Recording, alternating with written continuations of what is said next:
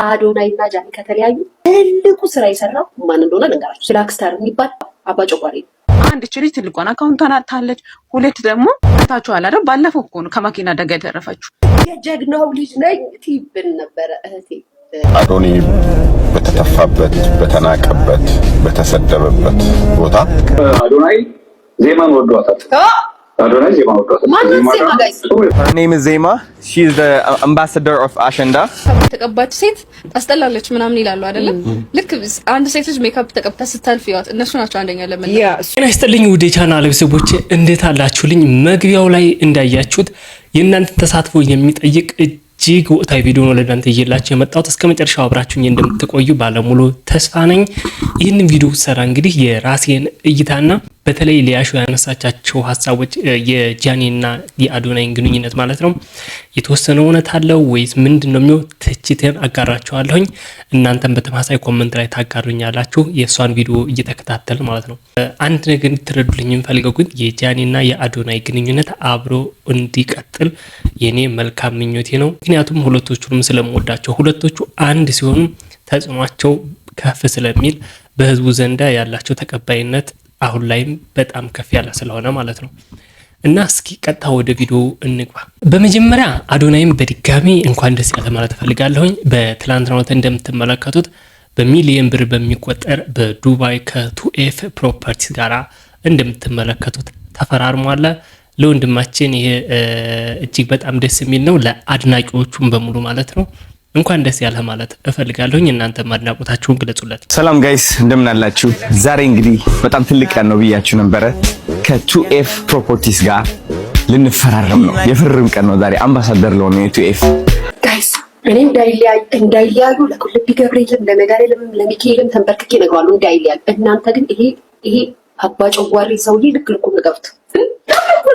እኔ እናንተ እንደዚህ ነው አይ ነው የዚህ ሰው ዛሬ አይደለም ያገር ልጅ ዛሬ አይደለም እኮ እንደዚህ ያለው ይሄ ክፉ ነው። ገና የዛሬ ስንት ከአራት ወር በፊት መቼ አራት ወር ከዚህ በፊት እንዲያዩ ባለጌና አትመጥሩ ላምብላችሁ ለይክሱ ያለው ላምብላችሁ ለይክሰብ ምንድን ያለው አትመጥነው የታለ ይሄ ሾካካ የታለ ጋይስ በጣም ባለጌ ናት። ብዙ የማታውቁት ነገር አለ። ጠላት ሁሉ የሚመጣ ይላል። ይሄን ስትለው ነው ባይዛው ይውላችሁ። እኔ ብዙ ማራቅም ግን አብረው ደስ ይላሉ። በክፉ ቀን ሰው ሁሉ ፊቱን ባዞረበት እሷ ግን ከጎኑ አልተለየችውም ነበር ሲል ጋይስ ፖይንት ያዙ። እዚህ ጋር ቲንክ ኦፍ ቲንክ ጭንቅላታችሁን እዚህ ጋር ከፍታችሁ ያዙ። መነግራችሁን ነገር እሞሮውን ነገር ያዙ። እዚህ ጋር ምን ብሏል መሰላችሁ? ፌብራሪ 13 ምን ብሏል መሰላችሁ ጋይስ? የዛኔ ምን ብሏል? ጠላት አለ ሁሌም ማለት ያ ማለት የዛኔ አዶናይ ሰዎች ሲሰድቡት የዛኔ ሰዎች በራቁት ጊዜ አጠገቡ ከነበረችው ጃናት ብላ ስትጽፍለት ነው። ከዛ ምን አለ መሰላችሁ? ጠላት ሁሉ ጊዜ ይመጣል ይሄዳል፣ የውስጥ ጠላት ግን ከባድ ነው። ሊያሾ እንደሰማችኋት አዶናይና ጃኒ እንዳይለያዩ ጸልያለሁኝ አብረው እንደሆኑ ምኞቴ ነው ምናምን ነገር ብላለች። የሊያሾን ባህሪ ሁላችሁም ታውቁታላችሁ።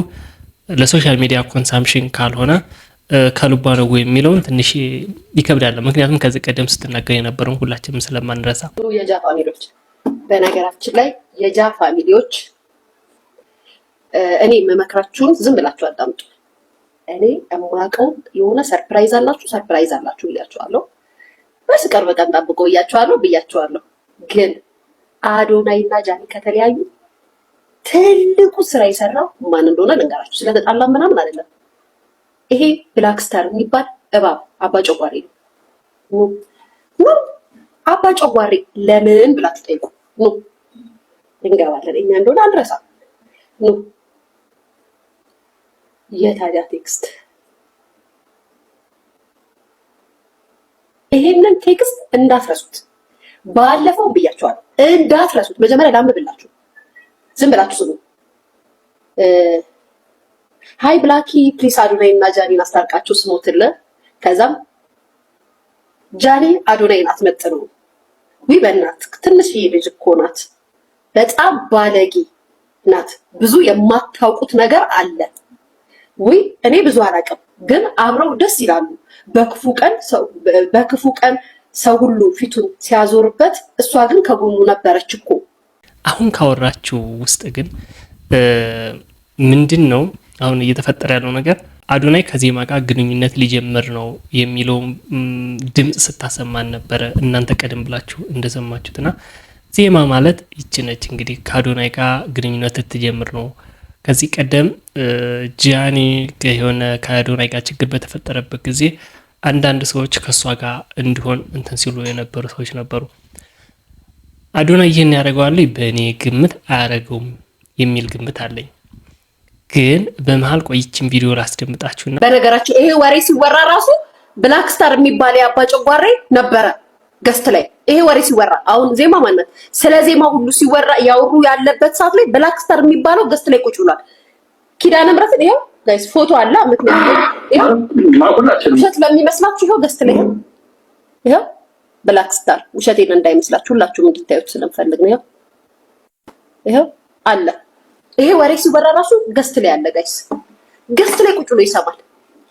የነዚህ ልጆች መለያየት ለነዚህ ልጆች የሆነ ነገር ሀፕን ቢያደርግ ቢራቢሮ ፋሚሊዎች እንዳትለቁት ይሄንን መጥፎ ባሪያ እንዳትለቁት ይቆሬ እንዳትለቁት እሱ ነው ምቀኛ ሆኖ መሀል ላይ ገብቶ አኩቶ ልጁ ታውቃላችሁ ጋይስ ሽልጥልጥ እያለ ስለሚያወራ እኔ ከመጀመሪያውም ጀምሮ ቆሌ ያልወደደው እንደምታውቁት ቆሌ ያልወደደው። አዶናይና ዜማ ብዙ ጊዜ በተለያዩ መድረኮች ተገናኝተዋል። ለምሳሌ በቅርብ ዲላን ፔጅ ወደ ኢትዮጵያ በመጣበት ሰዓት እንደዚህ ተገናኝተው ነበረ።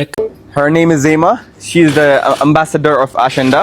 The biggest cultural celebration. Ooh, your hair is amazing. Thank you so much. እንዴት ነሽ? ደህና ነሽ ወይ? አለንነት ብዙውን ጊዜ የሚገናኙት ግን በስራ ነው።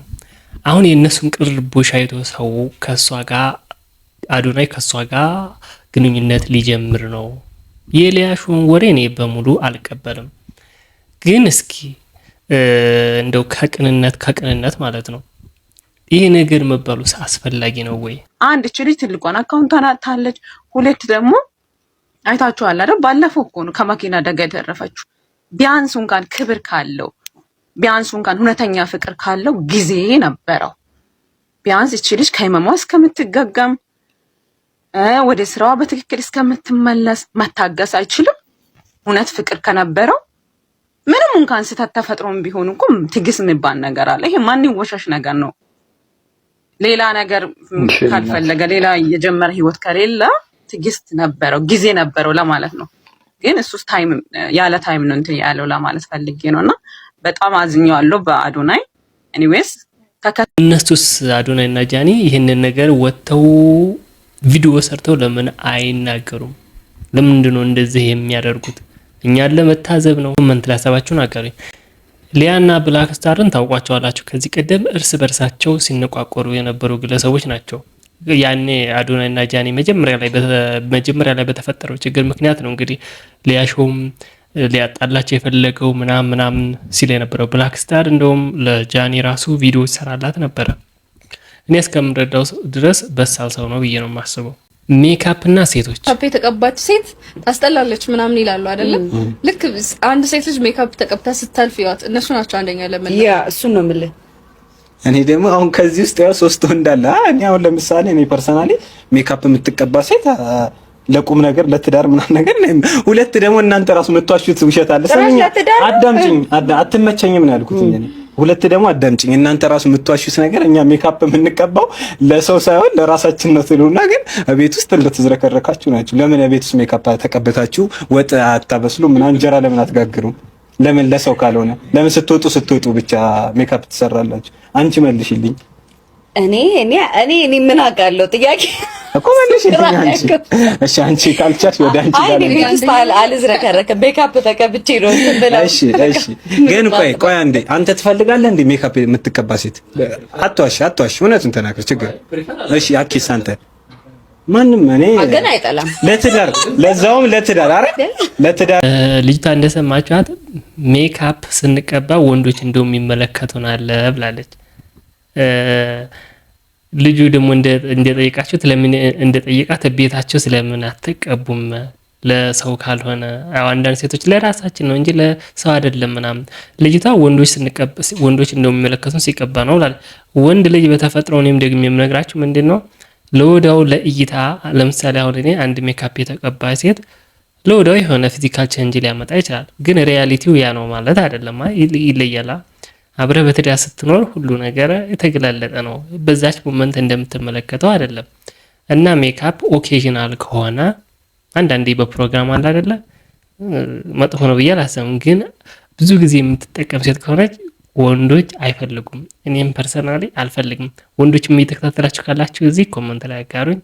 ሴቶችም በተመሳሳይ እስኪ ይሄን ሐሳብ እናንተስ ምን የምትሉ ናቸው? ኮሜንት ላይ አጋሩኝ።